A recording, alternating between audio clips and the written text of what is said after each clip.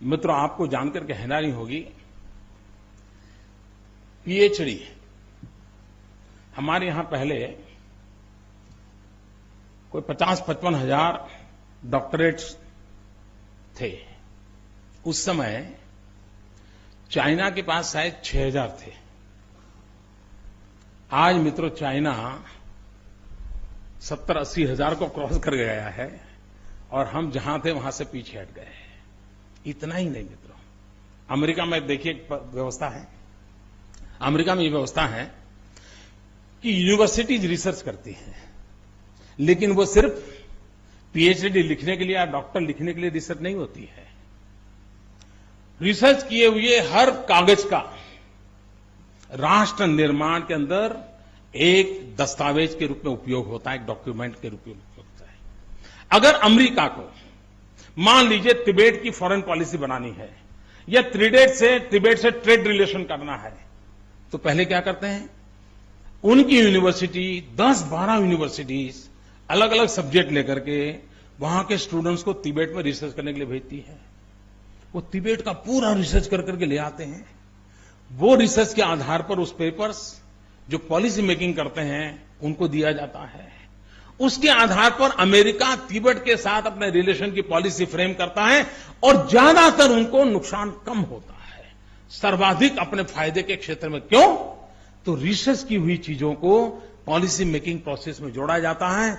मित्रों, मैं दुख से साथ कहता हूं, देश आजाद होने के बाद जितने लोगों ने रिसर्च किया है, इसका कोई यूनिफाइड डाटा इस देश के पास नहीं है। कितने गोल्ड मेडलिस्ट हैं, किस विषय पे गोल्ड मेडल लिया है, देश के पास जानकारी नहीं है। कितने लोगों ने रिसर्च किया है, उस रिसर्च का क्या उपयोग हो सकता है, उसने रिसर्च किया वो डॉक्यूमेंट कहां पड़ा है। क्या मित्रों, आज की टेक्निकल युग में और कंप्यूटर साइंस के उपयोग में, ऑनलाइन चीज में हम इसको कम से कम कंपाइल कर सकते हैं कि नहीं कर सकते? उसको कंपाइल करके उसमें उनके ग्रुपिंग करके उनको कभी बुला करके बताइए, भाई इतना रिसर्च किया था, आपको क्या लगता है देश के लिए कैसे काम आ सकता है? मित्रों, नया जब करने की ताकत आए तब आए, कम से कम माइनिंग वर्क तो कर सकते हैं और ये टैलेंट को खोज करके निकाल तो सकते हैं। नेशन बिल्डिंग करना है तो ये ब्रिज बनाने की आवश्यकता है। हमारे जो टैलेंट पूल है, हमारे टैलेंट को टैलेंट पूल से जोड़ना, हमारे टैलेंट पूल को नेशन बिल्डिंग के साथ जोड़ना और उन चीजों के साथ जोड़ना चाहिए। मित्रों, मैं गुजरात का एक छोटा सा उदाहरण देना चाहता हूं। मित्रों, हमारे यहां हमने एक स्टडी किया कि आदिवासियों के कल्याण के लिए आजादी के बाद इतने रुपये खर्च किए गए हैं, परिवर्तन क्यों नहीं आता है, स्थिति में बदलाव क्यों नहीं आता है, रुपये तो जा रहे हैं। उस सारी चीजों को स्टडी किया। उसके बाद हमने हमारे कुछ यूनिवर्सिटीज ने ट्राइबल के संबंध में भिन्न भिन्न प्रकार की रिसर्च किए थे। ट्राइबल एजुकेशन के संबंध में, ट्राइबल कस्टम के संबंध में, ट्राइबल की फूड हैबिट्स के संबंध में, कई प्रकार के रिसर्च। हमने उन सारे दस्तावेजों को इकट्ठा किया, हमारी एक छोटी टोली को बैठाया, समझने की कोशिश की कि रिसर्च किया है उसमें क्या चीजें पड़ी है। सरकारी अफसर फाइल के बाहर क्या बेचारा देख पाएगा, और फाइल में क्या होता है आपको मालूम है? आरटीआई करके देख लीजिए फाइल में क्या होता है, पता चल जाएगा।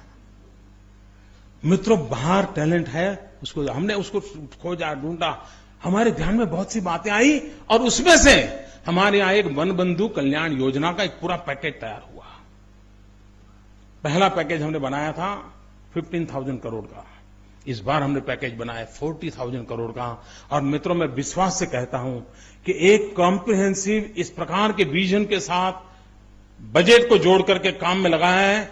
मैं देख रहा हूं मित्रों, जो परिवर्तन हम 50 साल में नहीं ला पाए थे, वो परिवर्तन हम इस 10 साल में हमारे आदिवासियों के जीवन में लाने में सक्षम होंगे। क्यों? हमने हमारे एजुकेशन सिस्टम, हमारे रिसर्चर्स, उनकी जो टैलेंट थी उस टैलेंट को जोड़ा, उस टैलेंट को जोड़ा तो हमें परिणाम मिला।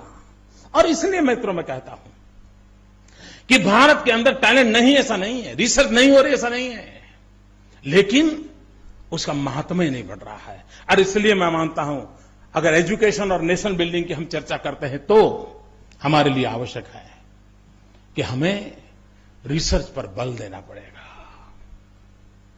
और जो रिसर्च हो रही है वो सिर्फ किसी के घर के अंदर अपने दीवान खंड में एक सर्टिफिकेट टिकाने के लिए नहीं होनी चाहिए, वो हमारे राष्ट्र निर्माण के लिए एक महत्वपूर्ण दस्तावेज होना चाहिए।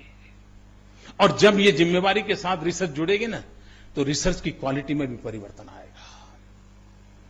रिसर्च के जो गाइड हैं वो भी कहेंगे नहीं भाई तुम जरा दुनिया के रेफरेंस ले आओ, देखिए दुनिया में क्या हुआ है, जरा लाओ खोज करके लाओ, देखो हमारे देश के अनुकूल क्या हो सकता है, देखो वेद और उपनिषद के काल में क्या हो रहा था, देखो जरा।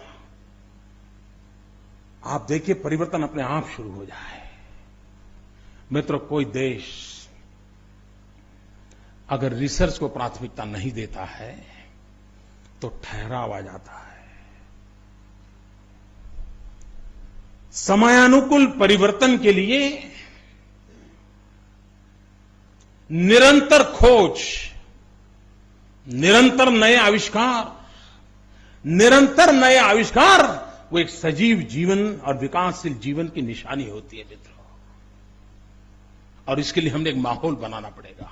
हमने पुरानी चीजों को ऊपर नीचे कर करके बहुत बढ़िया बाइंडिंग करके दे करके डिग्री तो ले सकते हैं मित्रों, समाज जीवन में बदलाव नहीं ला सकते हैं। और इसलिए क्वालिटेटिव रिसर्च ये समय की मांग है।